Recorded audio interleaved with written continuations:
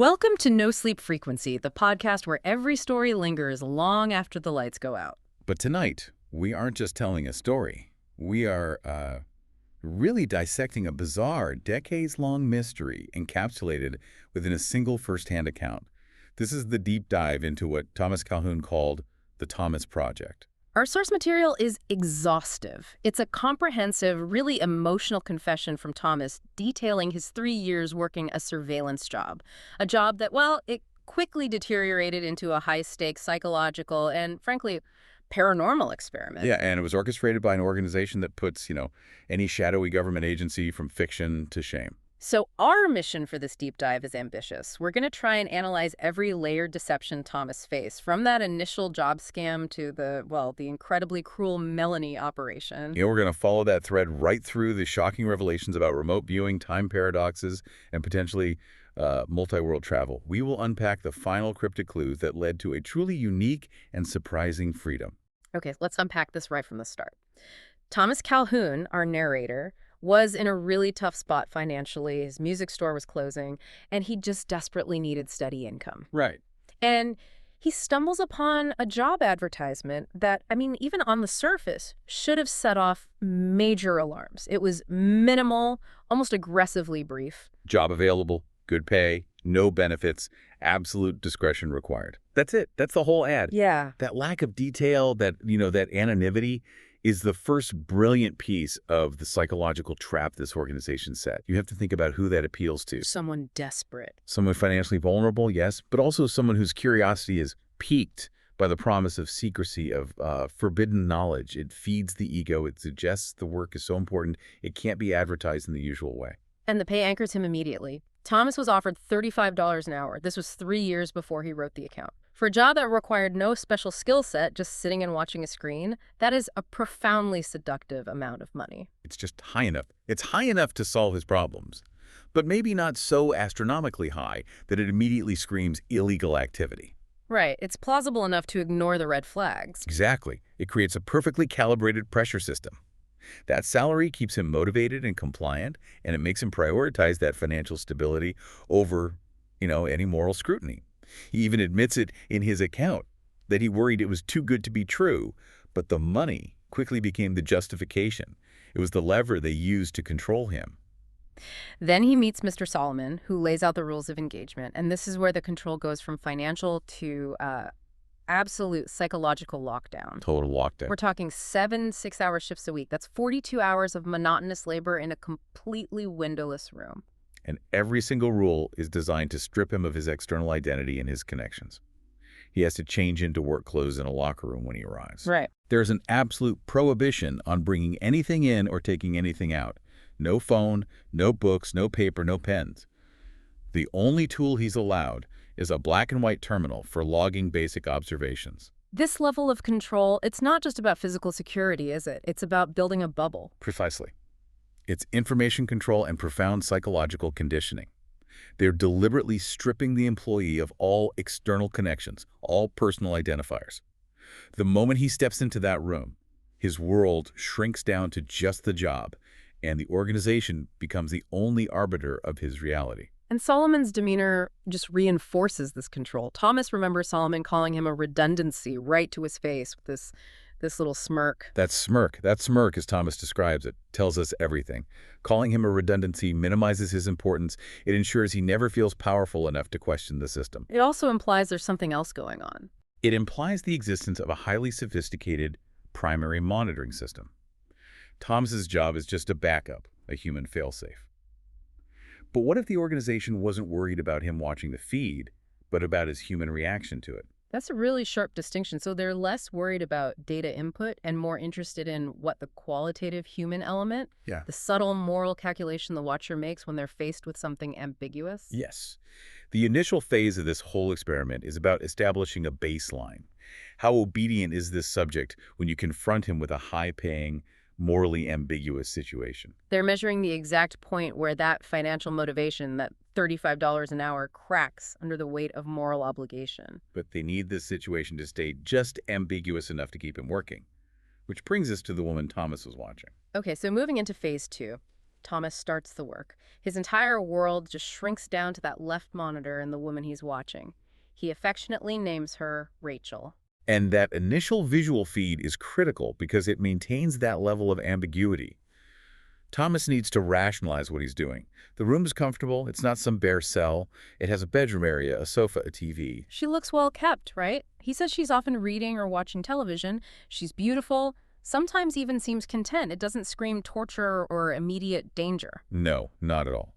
But the signs of involuntary confinement are undeniable, and Thomas, despite his rationalizations, he catches them. She never leaves the room, except for a brief, unseen trip to a bathroom area, and any external contact is completely controlled. And those handlers, they're described in detail. Men and women in strange-looking outfits who come in periodically, take her away, and bring her back. And while she sometimes struggles against them, the handlers are always gentle.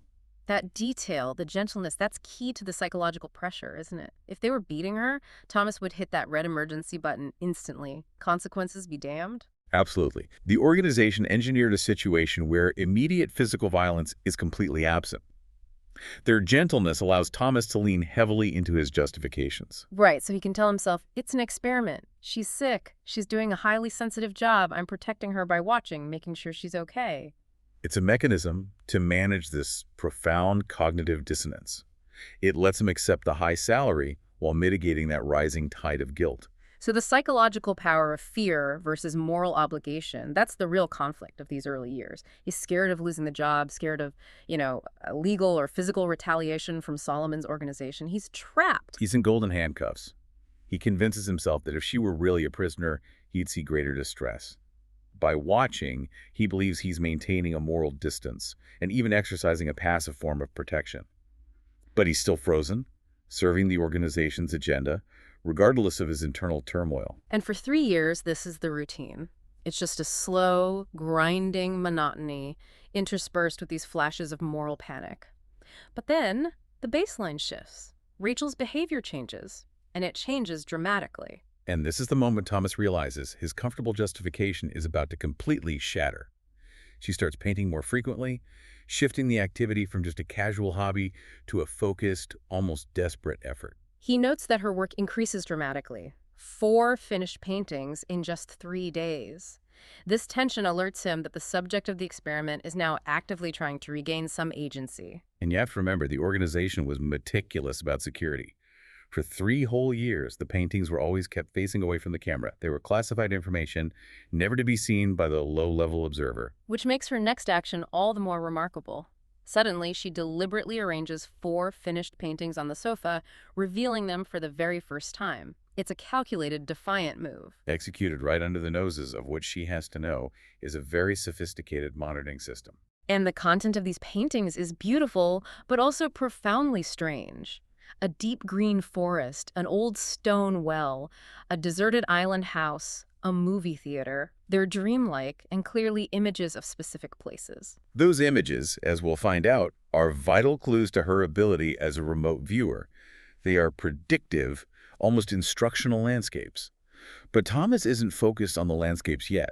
He's focused on the immediate shocking message hidden within them. And here's where it gets really interesting. The detail that confirms his deepest suspicions. Hidden within these trailing abstract lines of color, faint and easy to miss, were 4 words painted top to bottom. Please help me, Thomas. The specificity of his name, that changes everything. Everything. Thomas immediately understands this isn't some random cry for help. It's targeted. It's meant for him and him alone. He's grappling with the statistical improbability of an imprisoned woman choosing his common name when he just happens to be the one watching her feed at that exact moment. Is it a fluke? A coincidence? Or is it intentional? And the whole system is built on him not reacting outside the established framework, which is that little button box. This forces Thomas into his most significant ethical crisis yet. The dilemma is just agonizingly acute. He has 2 options. The red button is for emergencies, which he thinks means imminent physical harm. Right. And the green button is for a noteworthy event. A targeted plea for help is definitely noteworthy, but hitting that button risks immediate exposure, losing his job, which for him is a life-altering disaster. He's paralyzed. He's caught between the rules that guarantee his financial survival and this desperate message from the woman he spent 3 years in a passive relationship with. And what shatters that paralysis is a single glance. Just a look. Rachel looks up. She glances directly at the camera, and Thomas describes the feeling of her looking right at me. That moment eliminates coincidence for him. It's confirmation of a connection that transcends the screen. That look is her confirmation, and Thomas makes his choice: non-compliance. He decides he will not alert his employers using their pre-approved mechanism.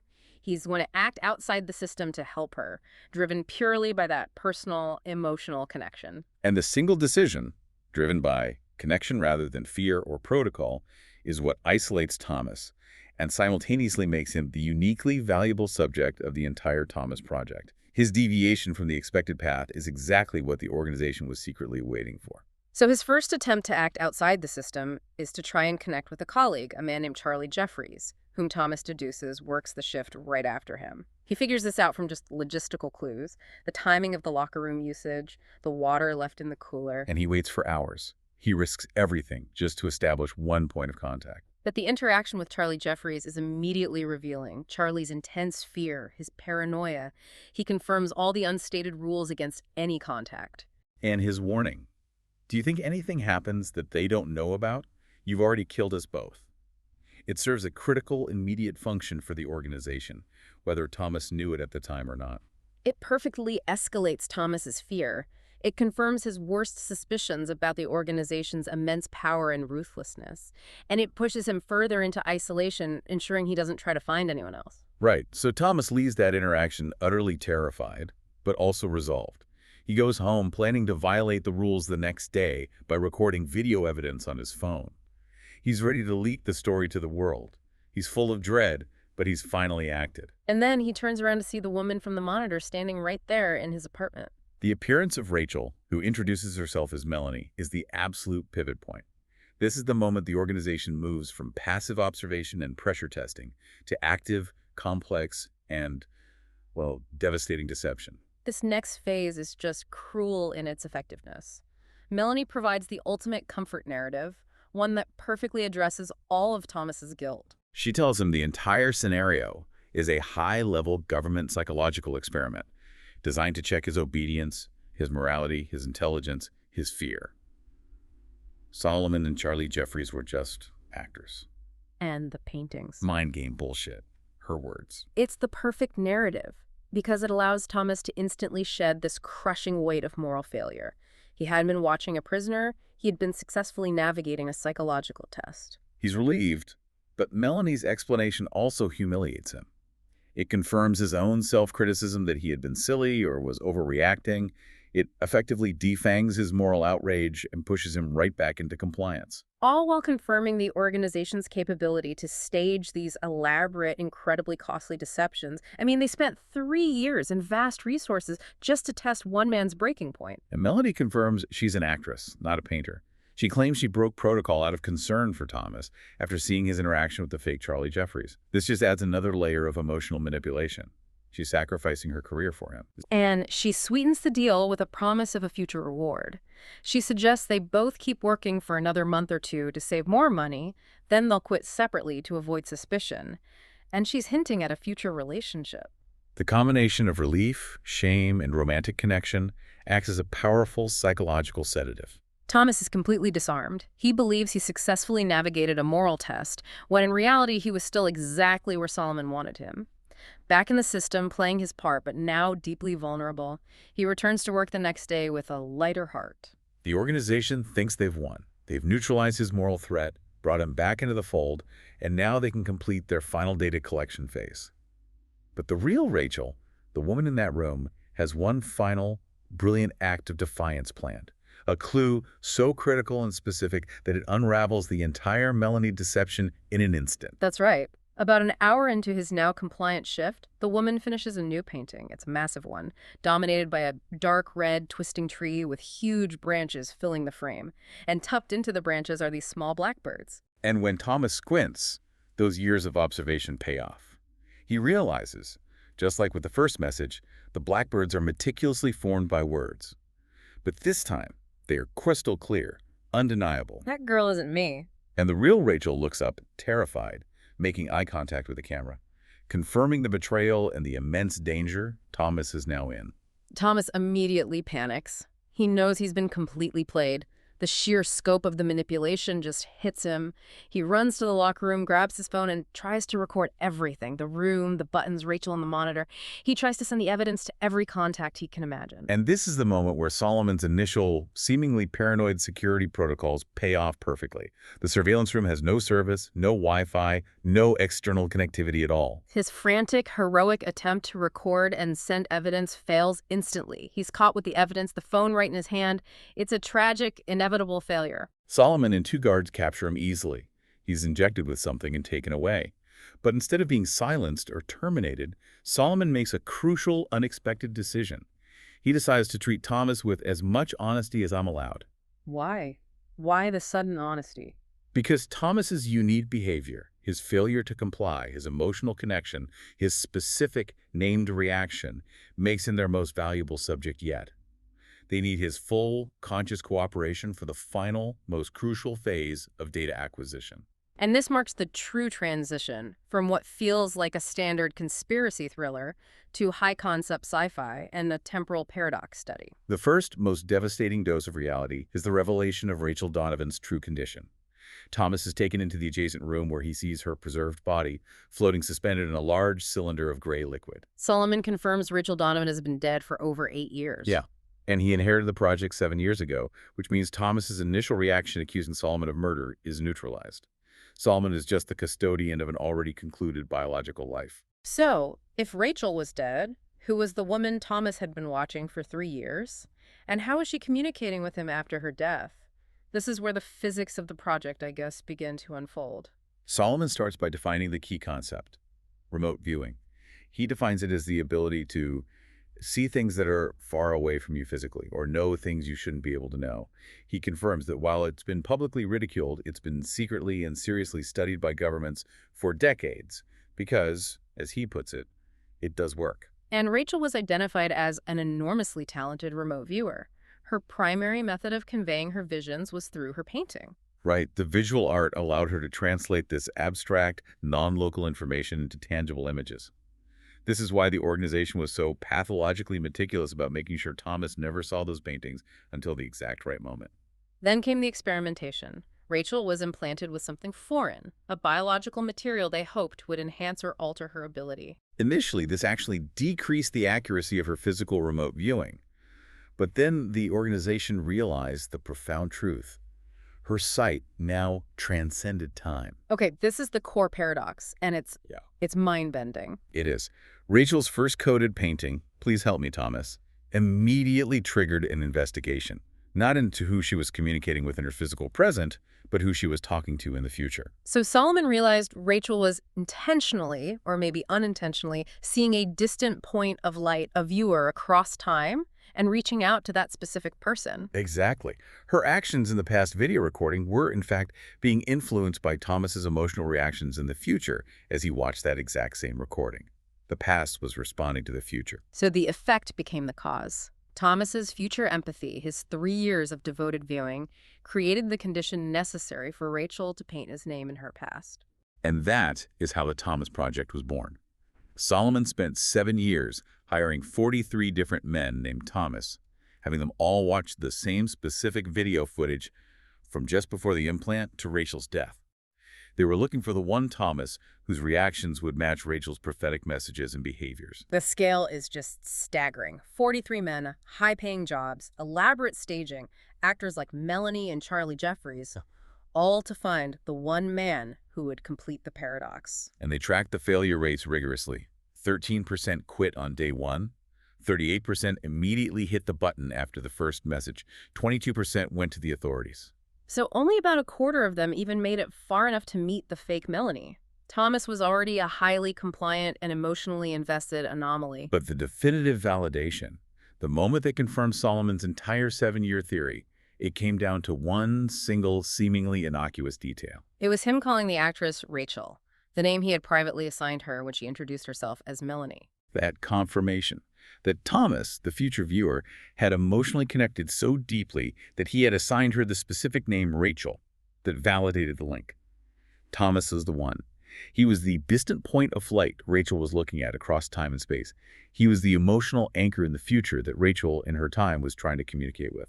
This is why the subsequent deceit was necessary. They needed to know he was the Thomas, but they also needed to study his reactions in a state of controlled conflict.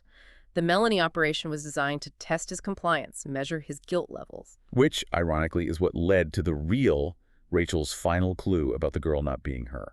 So now, Thomas is trapped. He's no longer an observer. He's the primary subject needed for the final data acquisition. Solomon straps him down and forces him to watch the remaining 5 days of Rachel's life, knowing exactly when she will die. This is a truly sadistic and brilliant twist of psychological torture. Thomas, now knowing the truth of the temporal loop, is forced to relive the past, aware that every wince, every tear, every panicked thought he has is being recorded as data. Data that was then used back in Rachel's time to explain her erratic behavior in her final days. The organization is no longer about finding Thomas, it's about studying the loop he completed. They need to chart every microvariation in Rachel's past behavior that corresponds to Thomas's real-time emotional reactions in the future. It's an act of profound dehumanization. I mean, think about that level of mental exhaustion. He wasn't just watching a memory. He was watching himself reacting to a tragedy he already failed to prevent. That must feel like a lifetime of trauma crammed into 5 days. Yet Thomas experiences a complete mental shift. He moves from fear and paralysis to devotion. He watches not for Solomon and the data, but for Rachel. He commits to honoring her strength, her beauty, and her isolation. His thought is simple but profound. Rachel wouldn't die alone. He becomes an active, loving witness across time. And this shift in focus is what allows him to decode her final, desperate messages. Despite being in a stupor from emotional trauma and lack of sleep, he commits the details to memory.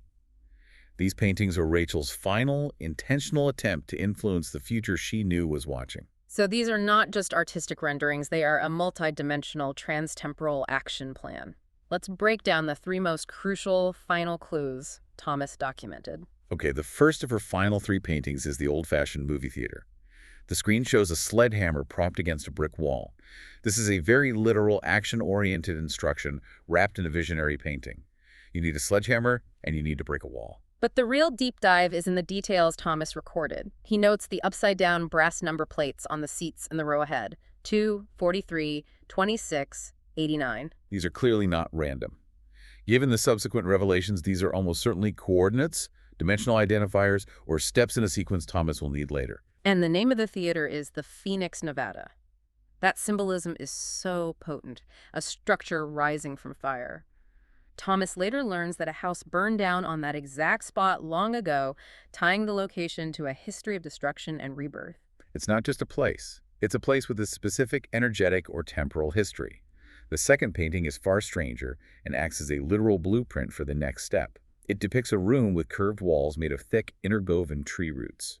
Parts are deep red, but others are burned and black. And the key detail here is that Thomas notices a person's shadow over the table, holding a long oval bundle, which he rightly suspects is the sledgehammer. So this painting directly links the first clue, the tool, and the final destination, the tree roots, in a single image. It's an architectural rendering of the gateway. It's a map to the tree's internal structure, signaling exactly where Thomas would need to go. And the final painting, done hours before her video feed cuts out and she dies. 2 hands, tightly holding on to each other, glowing red and orange against the rising sun. This is the emotional anchor. It confirms that her intention, even facing imminent death, was not simply vengeance or escape, but love and connection. It was a message telling Thomas that their bond was real and transcendent. A moment of profound hope in the face of despair.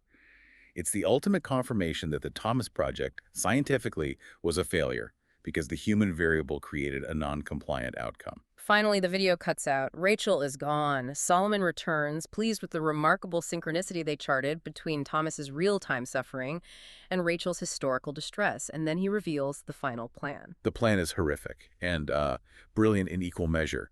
They're going to transfer the foreign body, the ancient tree clipping, from Rachel's preserved body into Thomas. Solomon views Rachel's body as failed soil because she died before the necessary integration was complete. He hopes Thomas, because of his unique emotional trans-temporal connection to Rachel, will allow the ancient clipping to thrive. And he reviews the nature of the implant. It's a clipping from a very special, possibly sentient tree with dark red bark. A tree that has the ability to hide itself from those it wishes to avoid. The organization is betting that Thomas's psychological state, his emotional resonance with Rachel, and the paradox makes him the ideal host to complete the process. They strap him down, perform the transfer, and Thomas blacks out. He wakes up later with a dull ache and a new scar. He doesn't feel different at first until he starts hearing it. The singing. The voice is soft, distant, a melody, a song. Thomas initially hopes it's Rachel, but he realizes it's the voice of the thing inside him, the plant itself, the ancient tree clipping. It's trapped, and it urges freedom, immediately recognizing Thomas as the means to achieve it. The escape is immediate and seamless, orchestrated by this new internal mechanism. The lights go out, every door unlocks. Thomas runs blind but never falls, avoiding capture perfectly, as if magnetic instinct were pulling him along a predetermined path. The implant is facilitating a form of meta-awareness or immediate situational prediction. It's not just opening doors, it's directing his movement around the facility's geography and the guards' patrols. It completely bypasses the organization's sophisticated, modern security systems. So it turns him into a temporary precognitive agent, guiding him through the most effective route. But wait, if this ancient sentient clipping is so powerful, why did Solomon think he could control it? Doesn't that risk turn Thomas from a subject into a weapon? That's the organization's ultimate hubris. They understood the power, but not the will of the biological material. They only focused on its ability to enhance remote viewing, not its sentience or its own drive for freedom. By implanting it in Thomas, who was emotionally primed for rebellion, they gave the tree exactly the environment it needed to break free. It's a spectacular example of scientific overreach. Absolutely. So he steps outside into a bright afternoon, fleeing the facility. The panic starts to rise until he looks to his left and realizes the landscape is familiar. There's a road going off to the right and to the left. It's Rachel's forest, exactly as she painted it first. This is the confirmation. Rachel's initial paintings were not generic visions, but prophetic, detailed breadcrumbs linked to his literal path to freedom. The singing in his head intensifies, acting as a magnetism drawing him deeper into the woods. He follows the guidance and finds the well another of Rachel's painted images. He uses it not to hide in, but to create a critical diversion. He slides the wooden lid aside, making it look like someone entered, and then hides in the thick brush nearby. The foresight here is astonishing. Two armed guards approach and instantly fall for the ruse. Rachel's intelligence, recorded years ago, allowed Thomas to outsmart the hunters without relying on violence or complex planning. He makes it to a public road and is picked up by a large semi-truck. He glances at the logo on the door, Martinez and Sons Construction and Hauling, and below it is a cartoon man hitting a wall with a sledgehammer. Wow. This connects the physical tool needed for the mission, the sledgehammer, with the first person who helps him escape. The tree clipping is guiding him to the resources he needs, not just locations. Oliver Martinez, the driver, takes him 5 hours away to Nevada. He wakes up near a truck stop and wanders 3 blocks down the street until he sees a movie theater. The Phoenix, the exact theater from Rachel's second-to-last painting. The coordinates are confirmed by his physical location. He asks the ticket guy, Marshall, about Rachel Donovan, but the name means nothing. But Marshall confirms the history. A house burned down on that exact spot in the 1920s or 30s. The theater is built on ground that holds a specific temporal history. Thomas wanders behind the theater and finds the backyard. The singing reaches a crescendo as he sees it. The massive special tree with the dark red, twisting bark. The tree that hides itself until it chooses to be found. The singing in his head grows louder as he touches it, and it immediately opens a tunnel system at its roots, glowing with its own golden light, beckoning him forward. He enters the tunnel and realizes immediately he's leaving his world behind. He senses that the texture of things is different somehow. The air, the light, the gravity feels subtly off. So, these tunnels are the gateway. It suggests Rachel's ability wasn't just time-traveling sight, but multi-world viewing, the very essence of the tree's power. And this explains the necessity of the coordinate numbers he memorized from the theater seats. 2, 43, 26, 89. These must be keys to dimensional travel. He finds the first brick wall that simply fades away as he approaches, revealing a basement with the number 2 crudely scratched into the floor. Basement 2 leads him upstairs to an empty house on a small, deserted island, exactly matching Rachel's painting of the island house. He even notes a slightly different version of the special tree outside. It's concrete confirmation. Thomas is dimension hopping or navigating an array of potential realities tethered to this main nexus tree. The tree isn't one tree, it is an entity existing across multiple realities, and its root system connects them. He returns to the tunnels, guided by the tree's soft singing, and quickly finds the next basement marked 43. This one is a workshop, and propped against the brick wall is the sledgehammer. He's now following the exact script Rachel laid out years before her death. The tree guided him to the right dimension, 43, and the paintings told him exactly what resource to look for there. The genius lies in the precision of the prophecy, crossing both temporal and dimensional barriers. He says he feels like an automaton, or maybe his dad's old hound dog certain and lost at the same time, traveling on memories that aren't his. He finds the third basement, marked with another faded coordinate, and the final wall. And this room is smaller. It contains only a table, a chest, and a broken metal bed. And there, a woman is attacking the brick wall with a metal bed leg fueled by sheer desperation. This Rachel is older, stressed. She turns startled as Thomas enters. And Thomas manages only a single choked word, Rachel. This Rachel confirms her identity, but she's a different person. She explains she's been walled up for 8 months by her ex-boyfriend who wanted to tie me to the tree. She's been sustained by dipping into the tunnel daily. This is the ultimate resolution of the original Rachel's prophecy. The Rachel Thomas watched and loved, the one who died, was communicating with him in the future, instructing him to follow a sequence of coordinates across the multiverse to save this version of herself. It wasn't self-rescue across time. It was self-rescue across dimensions. And Thomas has the sledgehammer, the tool the original Rachel painted onto the movie screen. He is guided by her foresight to break the final barrier. He and the alternate Rachel work together, wailing on the concrete and brick until they crawl through the hole into a different world's morning sun. They're free. The final realization hits Thomas. The first, Rachel's ultimate act of defiance, was not against Solomon, but a monumental, complex act of rescue-saving both Thomas by facilitating his escape and an alternate version of herself by giving him the map and the tool required to free her. The human heart, the desire for connection, beat the science of control. So what does this all mean? We started with a simple surveillance job and ended with a cross-world liberator guided by a woman who died years ago. The trajectory of Thomas's experience is it's completely unprecedented. The key takeaway is the profound failure of Solomon and his organization. Despite their immense investment in science and control, they were so focused on predicting the future and quantifying data that they completely missed the one variable they couldn't account for: the active, willful, emotional connection Rachel forged with Thomas. That emotional bond transcended time and space and actively worked against their scientific goals. It created a non-compliant outcome that led to their total operational failure. Solomon valued the data of the loop, but he failed to recognize that the loop was fueled by love and desperation, not by cause and effect. Thomas's assigned name, Rachel, was the statistical anomaly that broke the system. And we have to return to the nature of the tree's power. The implant is this ancient clipping, possibly sentient, that's singing in Thomas's head, that now facilitates his movement through dimensions. It represents a living nexus point between realities. Far more powerful than Solomon ever imagined. The core human connection, love, care, desperation, was the ultimate unpredictable variable. It allowed Rachel to save herself, or a version of herself, and Thomas using a system designed specifically to imprison her and study him. The entire project was designed to trap an anomaly, but the anomaly grew too powerful and saved the experimenter instead. And the final, beautiful image in Rachel's last painting was those interlocked hands, a message of hope and companionship. Since Thomas is now free and has the power of the tree inside him, the implant thriving in the soil Rachel predicted, this raises a really important question. What happens now? Yeah, Rachel was broadcasting desperate messages into the future. Thomas is now the recipient of that power, the inheritor of the tree's connection. He has the ability to move through worlds and time, guided by a sentient plant that values freedom above all else. So if Thomas is now broadcasting, what desperate messages or coded prophecies might he be sending to the future now?